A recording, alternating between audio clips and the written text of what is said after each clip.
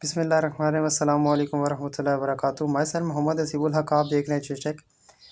जैसा कि आपको मालूम है कि ये एक टेक्निकल चैनल है। इसमें आपको कंप्यूटर के रिलेटेड, इंटरनेट के रिलेटेड, आपकी प्रिंटर्स, प्रोजेक्टर्स, जितने भी आपकी इलेक्ट्रॉनिक्स और इलेक्ट्रॉनिक्स नहीं कह सकते हैं क्योंकि इलेक्ट्रॉनिक्स एक अलग फ़ील्ड है। हमारी जो फ़ील्ड है वो कंप्यूटर की फ़ील्ड है, आईटी की फ़ील्ड है। तो इसके रिलेटेड आपके जितने भी इश्यूज़ होते हैं उनके सॉल्यूशंस आपको इस प्लेटफॉर्म पे जो है प्रोवाइड किए जाते हैं। आप हमारा चैनल विज़िट कर सकते हैं।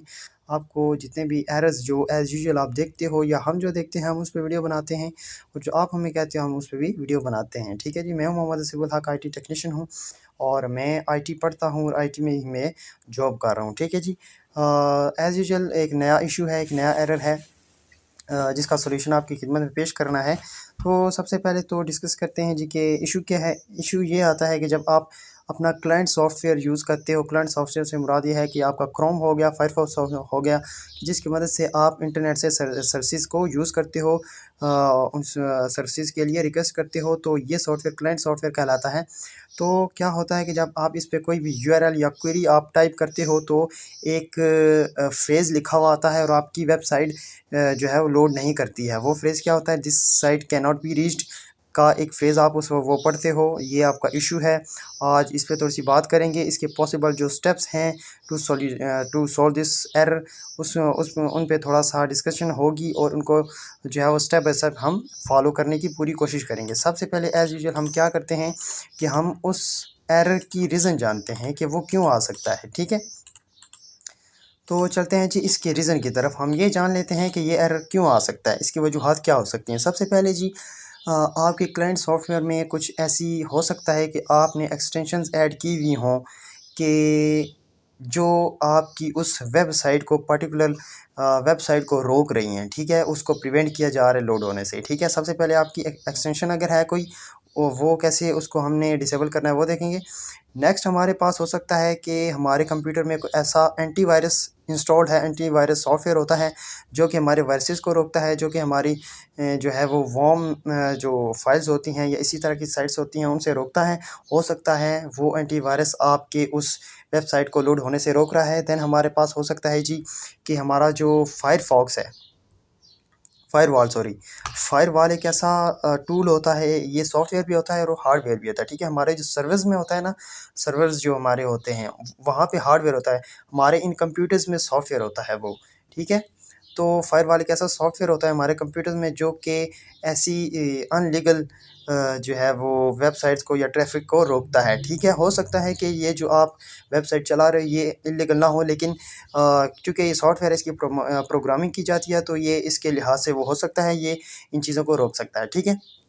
एंड देन उसके बाद हो सकता है कि आपके कंप्यूटर में, ठीक है, आपके कंप्यूटर से भी वेबसाइट को ब्लॉक किया जा सकता है। हो सकता है आपका जो एडमिनिस्ट्रेटर है आपके कंप्यूटर से उसने वेबसाइट को उस पर्टिकुलर वेबसाइट को ब्लॉक किया हुआ है, तो वो भी आप चेक कर सकते हैं। वो भी इसी वीडियो में मैं आपको बताऊंगा कि आप उस वेबसाइट को कैसे अनब्लॉक कर सकते हो अगर वो आपके कंप्यूटर से ब्लॉक की गई है।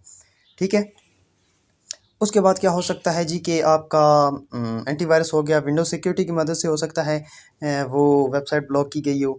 एंड देन उसके बाद लास्ट में हो सकता है कि आपका जो एडमिनिस्ट्रेटर है उसने अपने कोर कंप्यूटर से या एडमिन कंप्यूटर से उस वेबसाइट को ब्लॉक किया हुआ हो। वो क्यों?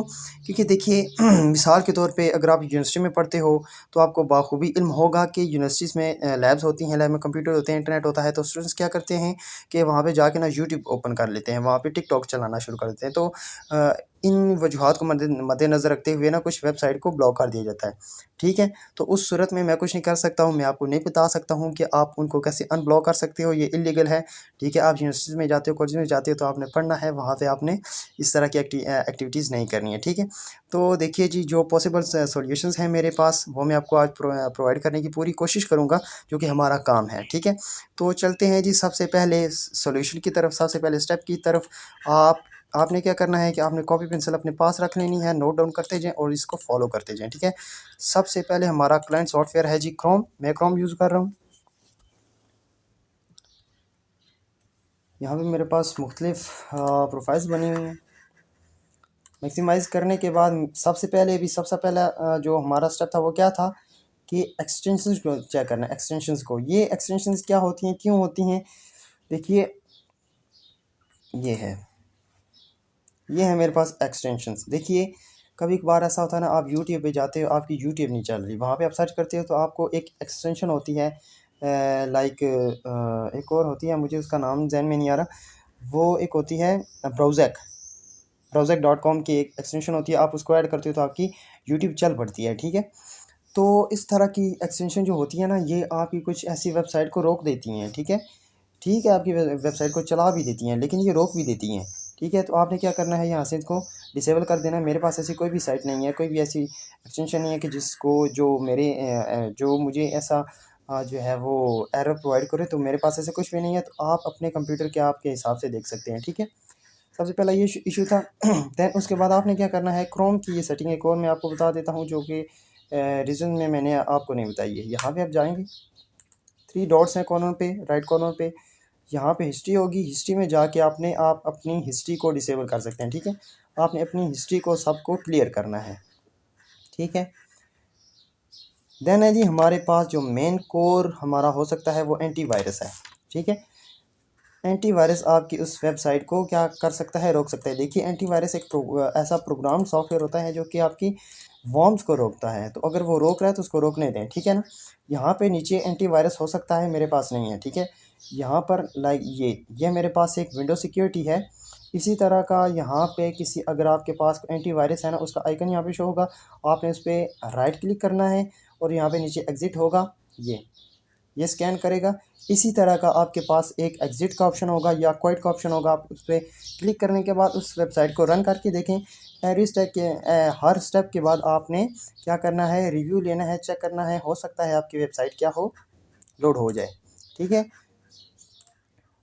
एक और चीज़ जो बहुत ही इंपॉर्टेंट चीज़ है कि कभी कभार हम ना यूआरएल को ही भूल जाते हैं, हमें पता ही नहीं होता सही यूआरएल क्या है, ठीक है। सो अगर आपकी कोई भी वेबसाइट है जो लीगल वेबसाइट है वो नहीं हो रही है लोड, तो आपने क्या करना है, अपने सिस्टम एडमिनिस्ट्रेटर से रब्ता करना है, रजू करना है और आपने उनसे पूछना है कि सर ये यूआरएल जो मैं टाइप कर रहा हूँ क्या ये सही है कि नहीं, ठीक है। हो सकता है कभी कभार यूआरएल जो है वो चेंज हो जाते हैं और आप जो है वो पुराना यूआरएल अगर यूज़ कर रहे हैं तो वो वेबसाइट लोड नहीं होगी। तो ये भी चीज़ एक यकीनी बनाए कि आपका यूआरएल जो है वो बिल्कुल ठीक है जी। ये 3 चीज़ें होगी हमारे पास। एंटीवायरस को हमने देख लिया। उसके बाद जी फायरवॉल, ये भी कभी कभार करता होता है ऐसे, ये आपकी वेबसाइट को रोक देता है फायरवॉल। तो फायरवॉल को कैसे डिसेबल करना है, आपने 2 तरीके हैं। तो मैं आपको शॉर्ट वाला बताता हूँ। यहाँ पे सर्च करेंगे जी विंडोज़ डिफेंडर फायरवॉल, इसको एलोकेट करने के बाद इस पर क्लिक करेंगे। याद रहिए फायरवॉल एक ऐसा सॉफ्टवेयर होता है जो आपकी ट्रैफिक को फ़िल्टर करता है, ठीक है। रोकता नहीं है, फ़िल्टर करता है, वॉर्म्स को रोक सकता है। सो यहाँ पर ये इनेबल है, ठीक है। तो आपने क्या करना है जी, यहाँ से इसको टर्न ऑफ करना है। टर्न ऑफ कर दिया। ये आपकी सिक्योरिटी अभी ख़त्म हो गई है और ये बहुत ही इंपॉर्टेंट है आपके कंप्यूटर के लिए। अगर आप हर वक्त इंटरनेट के साथ कनेक्ट होते हो ना, तो इसको आपने यूज़ रिकमेंड सेटिंग पे करना है, मतलब आपने इसको इनेबल रखना है, ठीक है। डिसेबल नहीं करना है। ये ना हो आप इसको डिसेबल कर दो कि जी हमारी वेबसाइट ब्लॉक ही ना हो, तो हो सकता है कि आपके कंप्यूटर पे अटैक हो जाए, आपका सारा डाटा लॉस हो सकता है, ठीक है। फिर आप मुझे मत कहिएगा। तो आपने क्या करना है, इसको इनेबल रखना है हर वक्त, ठीक है। ये मैं आपको एक पर्टिकुलर एरर का सॉल्यूशन बता रहा हूँ, मैं ये नहीं कह रहा कि आप हर वक्त इसको डिसेबल ही रखें, इसको इनेबल रखना है, ठीक है। ये आपकी बेहतरी के लिए ये सारे फीचर्स होते हैं, ठीक है जी। ये काम यहाँ तक हो गया, आपने इसको डिसेबल कर देना है। मैं इसको इनेबल कर देता हूँ, ठीक है। बस आपको एक सिखाने का मकसद है मेरा। यहाँ तक हो गया।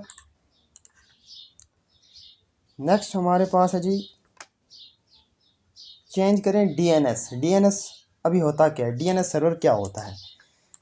देखिए डीएनएस सर्वर एक ऐसा सिस्टम होता है ना कि जो आपकी क्वेरी को यहाँ से लेता है, जो कि आपने अल्फ़ाबेटिकली या अल्फ़ाबेटिकल फॉर्म में आपने यहाँ पे कुछ टाइप किया है ना, उसको लेता है, उसको आईपी एड्रेस में तब्दील करता है, कन्वर्ट करता है, एंड देन आपके सर्वर के पास जाता है, फिर उस पर प्रोसेस होता है। क्योंकि देखिए आपकी जितनी भी मशीन्स हैं ना, जितने भी आपके कंप्यूटर्स हैं, वो ज़ीरोज़ एंड वंस की फॉर्म में काम करते हैं। पहले ज़माने में क्या होता था कि ये URL नहीं होते थे। वहाँ पे ना आपको IP याद रखनी पड़ती, बट इतने ज़्यादा वेबसाइट्स का IP याद रखना काफ़ी जो है वो कॉम्प्लिकेटेड होता था। तो फिर क्या हुआ कि ये URL बन के, जैसे व्हाट्सएप वेब है ना, इसका एक अपना बैकएंड पे IP होगा, IP एड्रेस होगा, ये IP एड्रेस पे काम करेगा। ठीक है, हम क्या करते हैं, बस हमें मेमोराइज़ करने के लिए व्हाट्सएप वेब हम यूज़ करते हैं, जो कि हमें बड़ी आसानी से मेमोराइज़ हो सकता है, जिसको हम बड़ी आसानी से याद रख पाते हैं और हम इसको बस टाइप कर देते हैं। ठीक है जी। तो होता क्या है, यहाँ से आप टेक्स्ट फॉर्म में कुछ लिखते हो, वो एंड पे जाके जो IP एड्रेस में जाके जब तब्दील होता है, तो ये सारा काम कौन करता है, आपका DNS करता है। ठीक है, ये DNS सर्वर एक नहीं होता, बहुत सारे हो सकते हैं, हर अपने पर्टिकुलर एक नेटवर्क का DNS अलग होता है। ठीक है, तो क्या हो सकता है कि आपका जो DNS है वो उस पर्टिकुलर वेबसाइट का नहीं है। ठीक है, तो आप यहाँ से कुछ और टाइप कर रहे हो, उसको पता ही नहीं है कि उस वेबसाइट को कहाँ पे किस सर्वर के पास लेके जाना है। ठीक है, तो आपने क्या करना है, एक बाय डिफ़ॉल्ट DNS होता है, उसको आपने चेंज कर देना है, फिर हो सकता है कि आपका ये इशू रिज़ॉल्व हो सके। तो DNS कैसे चेंज करना है, यहाँ पे जाके आपने क्या करना है, कंट्रोल पैनल में जाना है। ये थोड़ा सा टाइम लग सकता है, मैं आपको शॉर्ट फॉर्म बताता हूँ। Windows+R करेंगे, ncpa.cpl, हिट एंटर, और यहाँ पर आपके जितने भी नेटवर्क कार्ड्स हैं ना, वो शो हो जाएंगे। ठीक है, मिसाल के तौर पे आप यहाँ पे लैन चला रहे हो, मतलब ईथरनेट चला रहे हो, या आप वाईफाई चला रहे हो। अगर आप वाईफाई चला रहे हो तो वाईफाई की सेटिंग में आपने DNS चेंज करना है। अगर आप लैन चला रहे हो तो लैन की सेटिंग में जाके आपने DNS चेंज करना है। ठीक है, मैं दोनों नहीं चला रहा, तो मैं आपको यहाँ पे बताता हूँ कैसे करना है। आपने राइट क्लिक करना है उस इंटरफेस पे, प्रॉपर्टीज़, एंड यहाँ पे IP वर्जन 4, मतलब इंटरनेट प्रोटोकॉल वर्जन 4 पे जाके आपने दोबारा प्रॉपर्टीज़ में जाके ना, ये हमारा होता है DNS सर्वर, ये बाय डिफ़ॉल्ट होता है, ये DHCP हमारा जो है ना वो इसको असाइन करता है। लेकिन हम क्या करना चाहते हैं, जो बाय डिफ़ॉल्ट हमारा होता है ना उसको चेंज करेंगे। वो क्या होता है, 8.8.8.8। ठीक है, इसको करने के बाद यहाँ पे आपने इंटर कर देना है। इंटर करने के बाद क्लोज़ कर दें, और अपने क्रोम में जाके यहाँ पर आपने जो URL टाइप किया हुआ है उसको आप रिफ़्रेश कर दें। ठीक है, यहाँ पे मेरे पास इंटरनेट नहीं है। समझ आ गई यहाँ तक कि आपने कैसे DNS को चेंज करना है। नेक्स्ट स्टेप क्या है हमारे पास, एक और बहुत इंपॉर्टेंट चीज़ जो मैंने आपको बताई थी कि हो सकता है आपके कंप्यूटर से, ठीक है, वो वेबसाइट ब्लॉक है थ्रू द कंट्रोल पैनल की मदद से हो सकता है आपकी वो वेबसाइट ब्लॉक है। तो आप उसको कैसे अनब्लॉक कर सकते हो, कंट्रोल पैनल ओपन कर लें, एंड यहाँ पर यूज़र अकाउंट्स में, सिक्योरिटी में, विंडोज़ फायरवॉल में, क्योंकि मैंने आपको बताया था कि ये जो फायरवॉल होता है ना, ये चीज़ों को प्रिवेंट करने के लिए यूज़ किया जाता है, फ़िल्टर करता है चीज़ों को। एडवांस सेटिंग में जाएंगे,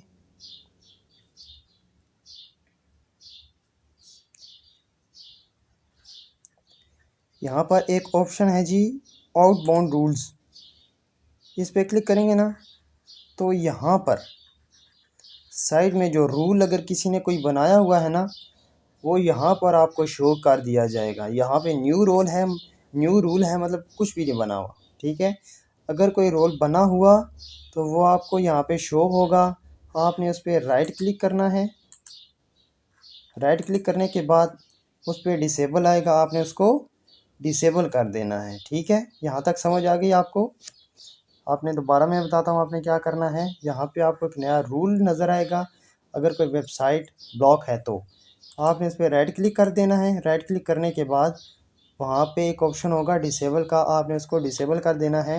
वो अगर कोई रूल बना हुआ है किसी वेबसाइट के लिए तो वो ब्लॉक हो जाएगा, ख़त्म हो जाएगा। ठीक है, ये सारे स्टेप थे हमारे पास कि जिनको फॉलो करते हुए हमारा ये जो इशू है ये 100% जो है वो रिज़ॉल्व हो सकता है। अगर फिर भी नहीं होता है, फिर लास्ट जो इसका सॉल्यूशन वो ये है कि आप अपने नेटवर्क एडमिनिस्ट्रेटर के साथ रजू करें। ठीक है, क्योंकि देखें आपका जो कंप्यूटर होता है ना वो किसी के अंडर होता है, ठीक है, आपका कंप्यूटर किसी नेटवर्क के अंदर है, आपके कंप्यूटर का जो डोमेन है वो कोई और है, ठीक है, एडमिनिस्ट्रेटर कोई और है, तो वो आपके कंप्यूटर को कंट्रोल कर सकता है, कहीं से भी जब चाहे जो चाहे कर सकता है। तो आप उनसे रजू करें और उनसे ये बात डिस्कस करें, ठीक है। और हो सकता है कि उन्होंने, जैसे मैंने आपको मिसाल दी एक लैब की, कंप्यूटर लैब में बहुत सारे कंप्यूटर्स होते हैं, स्टूडेंट आके मुख्तलिफ वेबसाइट गेम्स खेलना शुरू कर देते हैं, तो क्या होता है कि हमारा जो एडमिनिस्ट्रेटर होता है ना, वो उन साइट्स को ब्लॉक कर देता है, ठीक है। तो हो सकता है कि आपके एडमिनिस्ट्रेटर की तरफ से वो वेबसाइट्स ब्लॉक हों, ठीक है जी। ये थी आज की हमारी वीडियो, ये था एक एरर, इसका सॉल्यूशन। अगर आपको, आपने अगर इस इन सारे स्टेप्स को फॉलो करते हुए इसका सॉल्यूशन पाया है, तो मैं सजेस्ट करता हूँ कि इसी तरह के और सॉल्यूशंस को देखने के लिए, समझने के लिए, हासिल करने के लिए, सीखने के लिए आप हमारा चैनल सब्सक्राइब करें, ठीक है जी। So thank you so much. अल्लाह हाफिज़।